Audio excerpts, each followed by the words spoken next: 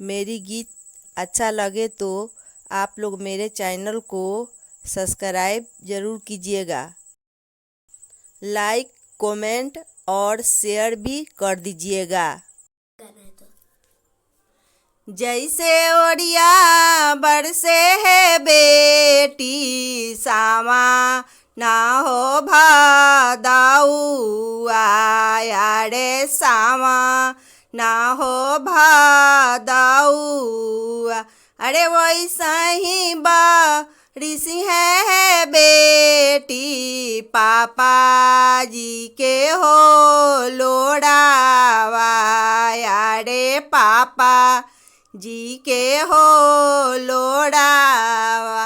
अरे जैसे ओठवा फाटे है बेटी जेठा बाई रे शाखावा अरे जेठा बाई रे शाखावा।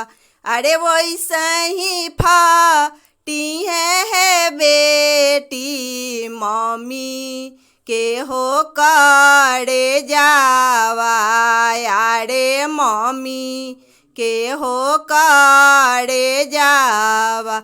अरे जैसे ओड़िया बरसे है बेटी सामा ना हो भादाऊ आया रे सामा ना हो भादाऊ।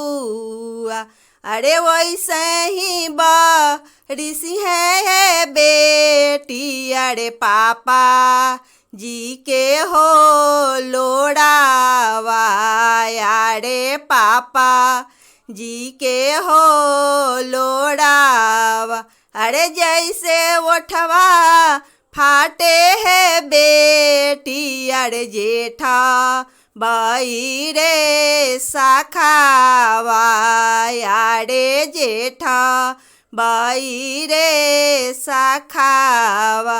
अरे वैसे ही फाटी है बेटी अरे मम्मी के हो करे जावा अरे मम्मी के हो करे जावा।